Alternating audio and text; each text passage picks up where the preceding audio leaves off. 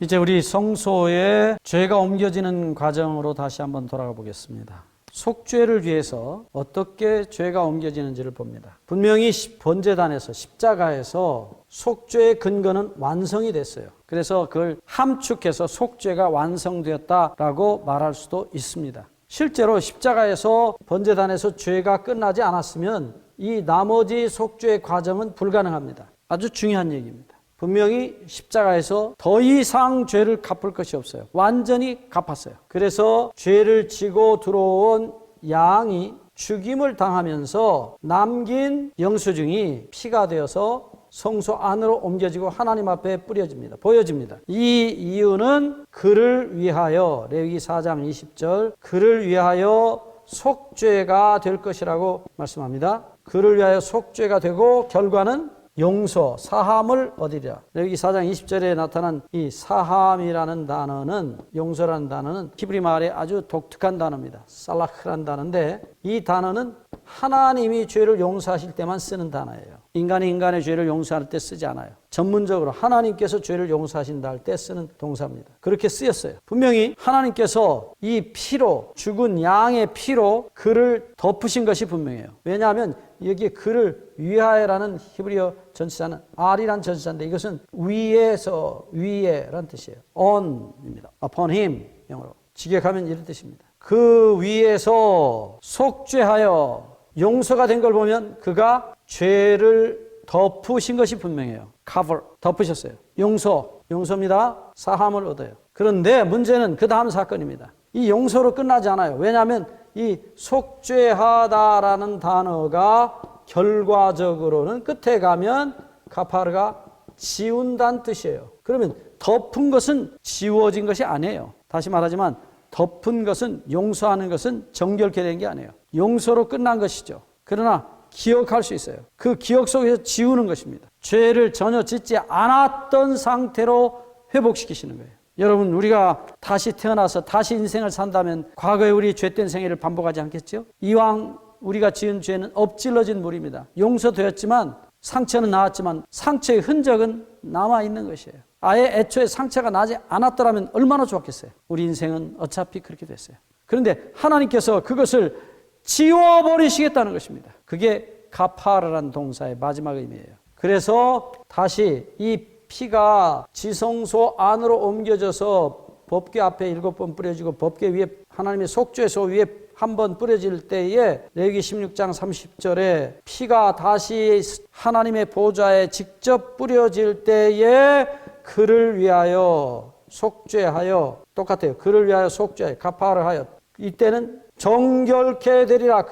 그가 모든 죄로부터 정결케 되리라고 말합니다. 깨끗하게 지워진다는 얘기입니다. 지워집니다. 지워짐. 용서하는 것이 문제가 아니라 죄의 그 용서된 흔적 자체가 지워지는 것입니다. 이게 속죄의 마지막, 카파르의 마지막 결과인 지워진다는 뜻이에요. 성경이 이것을 분명히 말하고 있습니다. 그래서 마지막 속죄제, 유대인 달력으로 7월 10일, 유대인 명절로 대속죄일이라고 부르는 이 날에 똑같은 속죄제가 드려지는데 그 속죄제가 마지막 가져오는 결과는 정결입니다. 속죄하다, 지운다는 말이 실제로 이루어지는 정결입니다. 이게 속죄제의 마지막 모습이에요. 하나님의 보좌로 옮겨진 죄. 다시 한번 봅니다.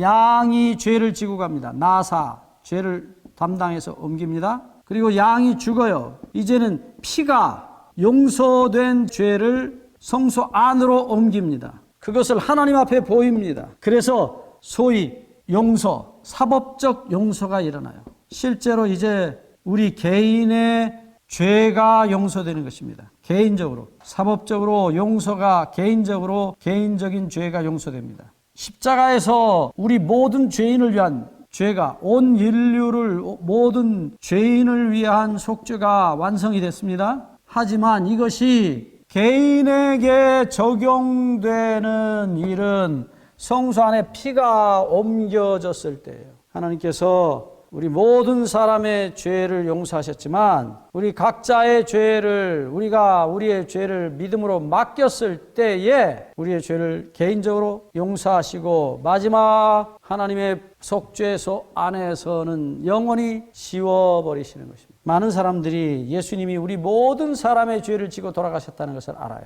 인정합니다. 그렇기 때문에 자동적으로 우리 모든 사람이 구원을 얻는다, 용서를 받고 구원을 받는다. 그것은 결코 아닙니다. 요한복음 3장 16절 말씀, 하나님이 세상을 이처럼 사랑하사 독생자를 주셨으니, 그것은 분명히 십자가에서 번제단에서 일어난 속죄의 완성을 말합니다. 이것은 모든 인류, 모든 죄인의 죄값이 다 갚아진 사실을 선언하고 있어요. 그것이 요한복음 3장 16절 전반부의 이야기입니다. 하나님이 세상을 이처럼 사랑하사 독생자를 주셨으니, 그리고 성경은 끝나지 않아요. 분명히 후반부가 있습니다. 요한복음 3장 16절의 후반부는 이는 저를 믿는 자마다 멸망치 않고 영생을 얻게 하려 하십니다. 분명히 영생의 조건이 있습니다. 누구에게요? 죄인에게요. 용서하시는 하나님에게는 조건이 없습니다. 그럼에도 불구하고 죄인에게는 반드시 조건이 있습니다. 그것은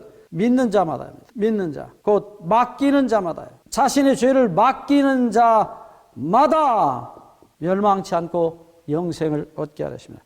이 영생의 조건이 이루어졌는지, 믿었는지 안 믿었는지는 반드시 심판을 해야 합니다. 죄를 심판하는 것이 아니라 믿었는지 안 믿었는지를 심판해야 돼요. 하나님께서 우리를 구원하실 때 아무 조건 없이, 기준 없이 마음에 들면 우리를 구원하시고 너는 버리고, 혹은 어떤 분들이 말한 것처럼 영원전에 우리를 예정하셨기 때문에 예정한 대로 예정된 사람은 구원하고, 그러면 이 요한복음 3장 16절 뒷부분이 필요가 없어요. 앞에 부분만 기록해야 돼요. 하나님이 세상을 이처럼 사랑하사 독생자를 주셨다. 우리 죄를 다 용서하셨다. 끝났다.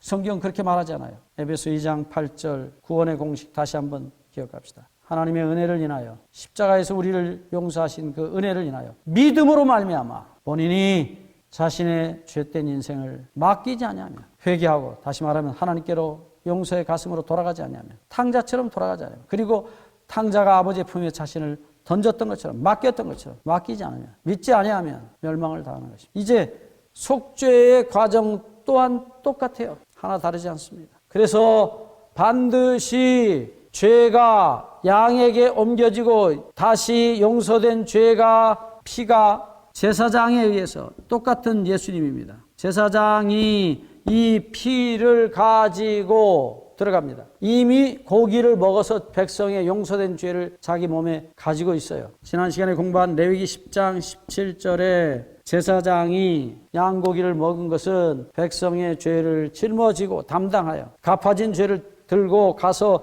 하나님 죄값을 다 갚았습니다 라고 하나님 앞에 피를 보임으로 개인의 죄가 해결되는 속죄가 필요했어요.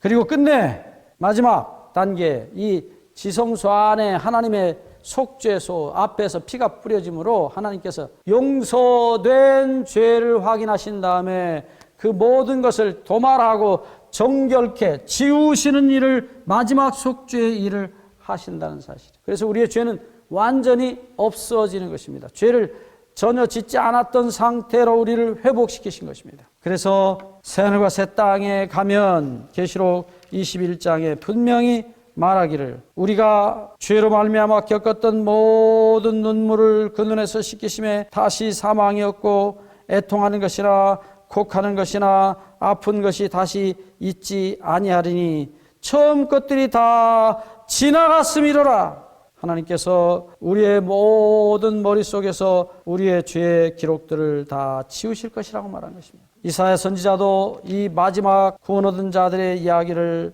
기록하시면서 동일한 말씀을 남겼어요. 새하늘과 새 땅이 창조됩니다. 그리고 다시는 세상 것이 보이지 않습니다. 모든 죄가 다 없어졌어요. 그래서 성경은 분명히 말하기를, 이사야 65장 17절 보라, 내가 새하늘과 새 땅을 창조하노니 이전 것은 기억되거나 마음에 생각나지 아니할 것이라. 아멘. 놀라운 은혜입니다. 무엇 때문입니까?